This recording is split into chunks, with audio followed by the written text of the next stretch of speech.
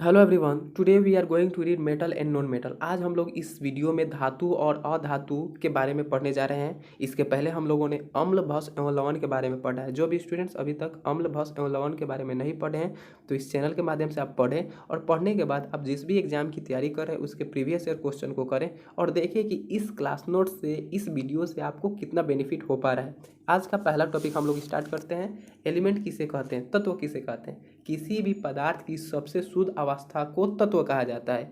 इसका एक और डेफिनेशन है कि तत्व वह शुद्ध पदार्थ है जो किसी भी भौतिक या रासायनिक विधि द्वारा दो या दो से अधिक सरल द्रव्यों में विभाजित नहीं किया जा सकता है। जैसे हाइड्रोजन, ऑक्सीजन, ये सब ऐसे तत्व हैं जिसे हम क्या कर सकते हैं, इसे किसी भी भौतिक या रासायनिक विधि द्वारा दो या दो से अधिक सरल द्रव्यों में विभाजित नहीं करते। H2O लीजिए, जल, इसे हम तोड़ सकते हैं। कैसा, कैसे? हाइड्रोजन और ऑक्सीजन में इसे हम तोड़ा जा सकता है, इसलिए यह तत्व नहीं, ये क्या है, यह एक यौगिक है। ठीक है। Next, elements are found in three forms. तत्व तीन रूपों में पाया जाता है। First is metal, second non metal and third is metalloid. पहला धातु, अधातु और उपधातु के रूप में तत्व पाए जाते हैं। धातु, metal, elements that are electropositive in nature. ऐसा तत्व जो प्राकृतिक में विद्युत धनात्मक हो। अब यहाँ पे एक टर्म आ गया विद्युत धनात्मक। इलेक्ट्रोपॉजिटिव क्या होता है, यानी इसका अर्थ यह हुआ कि मान लीजिए सोडियम धातु के 72 कक्षा में एक इलेक्ट्रॉन बचता है। अगर हम इसका इलेक्ट्रॉनिक विन्यास तोड़ते हैं तो इसकी 72 कक्षा में एक इलेक्ट्रॉन बचा। अगर यह किसी को त्याग देता है, यह एक इलेक्ट्रॉन को अगर यह त्याग कर देता है तो इसे हम क्या बोलेंगे, इलेक्ट्रोपॉजिटिव एलिमेंट। किसे? सोडियम को। विद्युत धनात्मक तत्व बोलेंगे किसे? सोडियम को। ठीक है। अब देखिए उदाहरण कुछ दिया गया है कि धातु के कौन कौन से उदाहरण है। Sodium, gold, silver, aluminium, magnesium, mercury, this all are example of metal. ये सब धातु के उदाहरण है। यानी धातु क्या है, जो इलेक्ट्रॉन का त्याग करते यानी इलेक्ट्रोपॉजिटिव हो। जैसे सोडियम एक इलेक्ट्रॉन का त्याग करके Na+ बना, यानी यह क्या बना, केटायन बना, यानी इस पर कौन सा आवेश आया, धनात्मक आवेश आया। पीरियोडिक टेबल में 118 एलिमेंट्स हैं। In our periodic table there are 118 elements. इसमें जिसमें लगभग कितने धातु हैं, जिसमें 90 धातु हैं। जिसमें कितने धातु हैं, 90। यहाँ से एक क्वेश्चन बनता है, फादर ऑफ पीरियोडिक टेबल, आवर्त का पिता किसे कहते हैं? तो मेंडलीफ को आवर्त का पिता कहते हैं, जबकि आधुनिक आवर्त का पिता मोस्ले को कहते हैं। Father of modern periodic table is Moseley. Next, यहाँ से एक और क्वेश्चन बनेगा, हिस्टोरिक मेटल्स, यानी हमारे पूर्वजों के समय कौन कौन सा मेटल था। हमारे पूर्वजों के समय 5 मेटल थे। कौन कौन? Copper, tin, iron, gold and silver. जिसमें सबसे ज़्यादा यूज कॉपर का किया गया था। जिसमें सबसे ज़्यादा यूज किसका किया गया था? कॉपर का।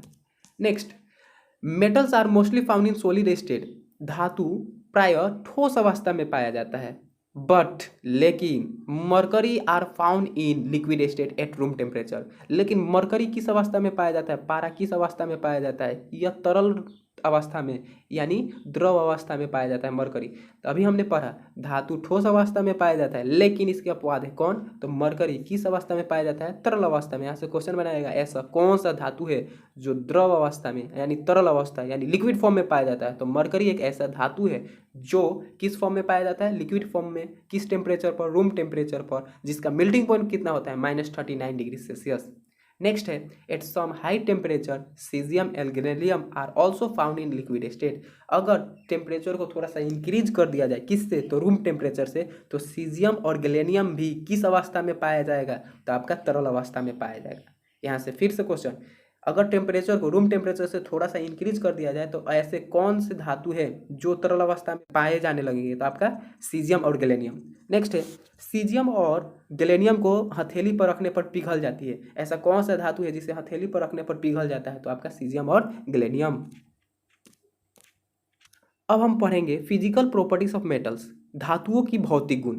तो सबसे पहला हम लोग पढ़ेंगे, metals are good conductor of heat and electricity. धातु ऊष्मा और विद्युत का सुचालक होता है यानी अच्छा चालक होता है। तो यहाँ से क्वेश्चन बनाएगा, ऐसा कौन सा धातु है, ऐसा कौन सा धातु है जो ऊष्मा और विद्युत का सबसे अच्छा चालक है। तो आपका चांदी एक ऐसा धातु है जो ऊष्मा और विद्युत का दोनों का सबसे अच्छा चालक है। कौन सा धातु? चांदी। चांदी धातु विद्युत और ऊष्मा की सबसे अच्छी चालक है यानी सुचालक होती है। लेकिन यहाँ पे हमने अभी पढ़ा कि यह ऊष्मा और विद्युत का चालक होती है धातु, लेकिन एक ऐसा अपवाद है, शीशा एक ऐसा धातु है। शीशा क्या है? धातु, मेटल है, जो ऊष्मा और विद्युत का कुचालक होता है यानी bed conductor of heat and electricity. यहाँ से क्वेश्चन बनाएगा, ऐसा कौन सा धातु है जो ऊष्मा और विद्युत का सबसे अच्छा चालक है? चांदी। लेकिन ऐसा कौन सा धातु ही है जो ऊष्मा और विद्युत का कुचालक है। Bad conductor of heat and electricity is lead यानी सीसा। नेक्स्ट पॉइंट है मेटल्स आर मेलिएबल, आघात वर्धनीय होता है, धातु आघात वर्धनीय होता है। अब यहाँ पे आघात वर्धनीय क्या होता है, तो यानी धातु को अगर हम चोट देते हैं तो वो फैल जाता है, यानी सीट के फॉर्म में बदल जाता है, चद्दर बनाया जा सकता है।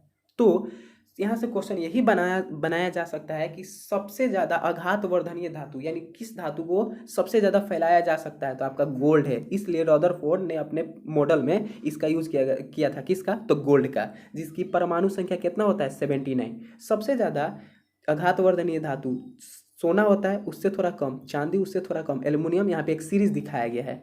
नेक्स्ट है थर्ड पॉइंट है आपका मेटल्स आर डक्टाइल। इसका अर्थ क्या हुआ कि धातु तन्य होती है, यानी इसे खींचकर पतला से पतला तार बनाया जा सकता है। तो यहाँ से क्वेश्चन पूछता है हाईएस्ट डक्टाइल मेटल, सबसे ज्यादा डक्टाइल यानी तन्य धातु कौन सा होता है, तो गोल्ड ही होता है। कौन सा धातु, तो गोल्ड, सोना।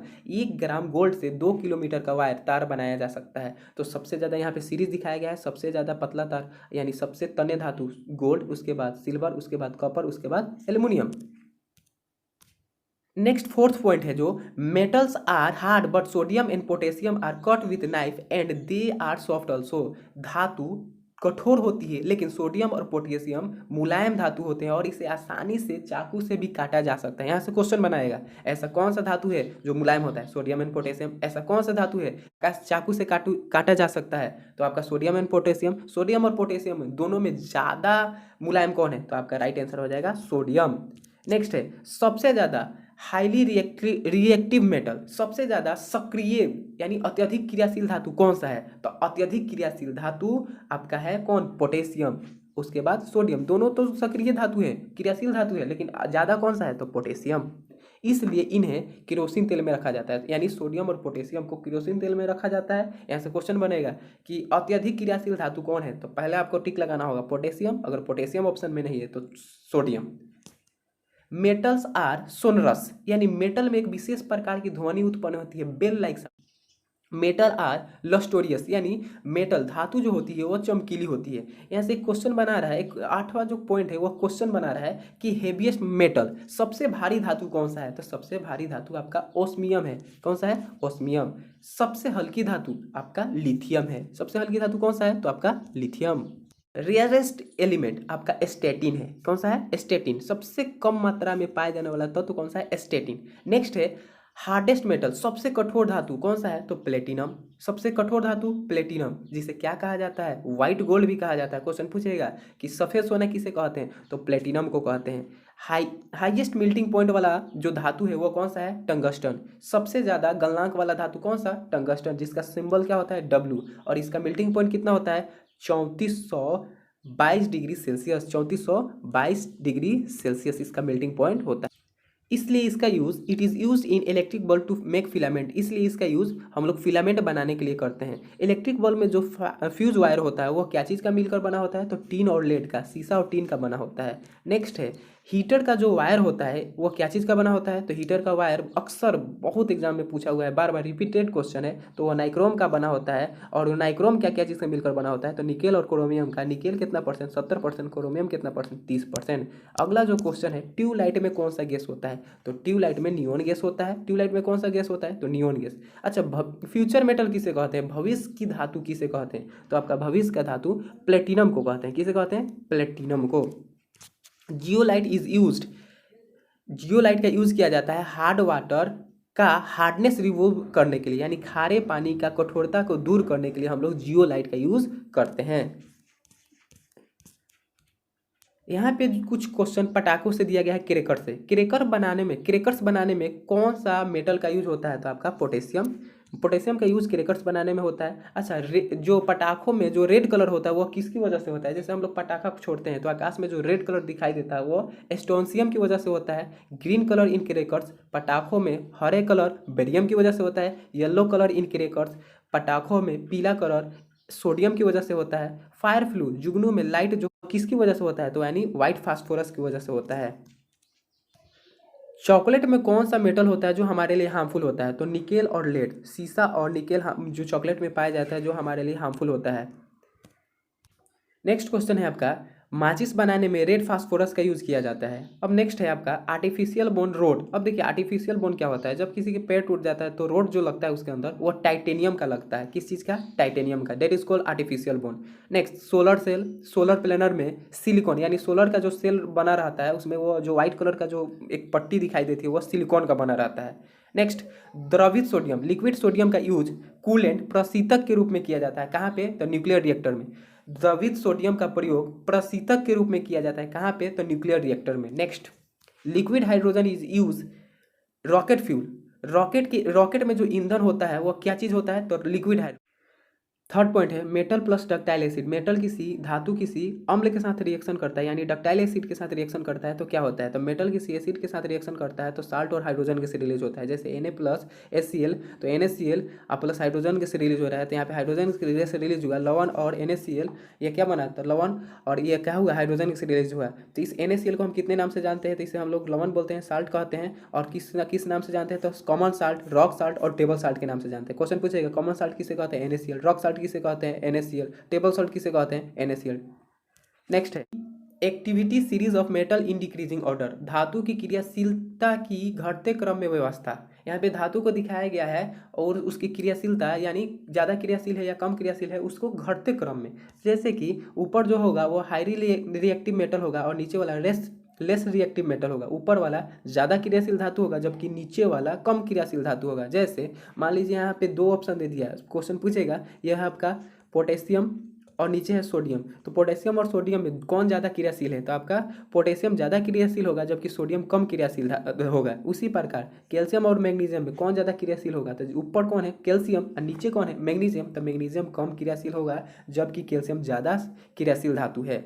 तो इसे एक याद करने का एक ट्रिक भी बनाया गया है। जैसे लाइन से पहले हम दिखा देते हैं कि कौन कौन सा यहाँ पे एलिमेंट्स है। तो पहला एलिमेंट है आपका potassium, sodium, calcium, magnesium, aluminium, zinc, iron, lead, copper, Ag मिस सिल्वर एंड गोल्ड। ठीक है, तो इसे याद करने का तरीका है करीना का मंगेतर अली जनाब फिर से पब गए कॉपर चांदी सोना चुराने। फिर से करीना का मंगेतर अली जनाब फिर से पब गए कॉपर चांदी सोना चुराने।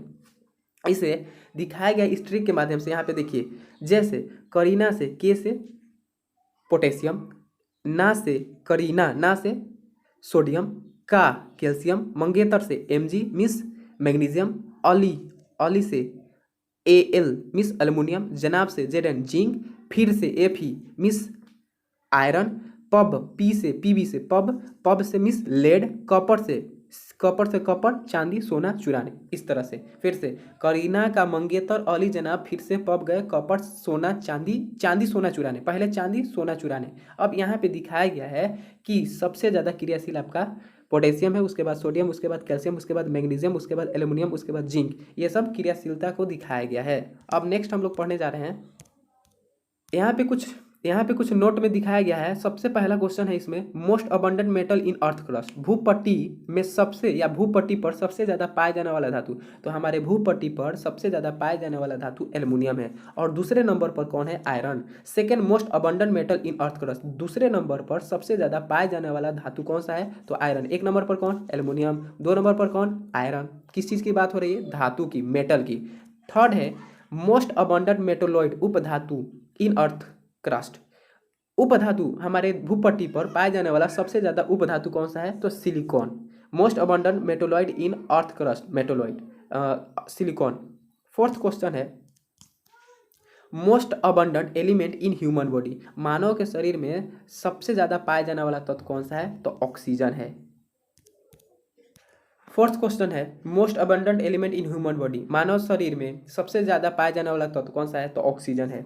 Fifth most abundant mineral in human body. मानव शरीर में सबसे ज़्यादा पाया जाने वाला खनिज तो कैल्शियम है।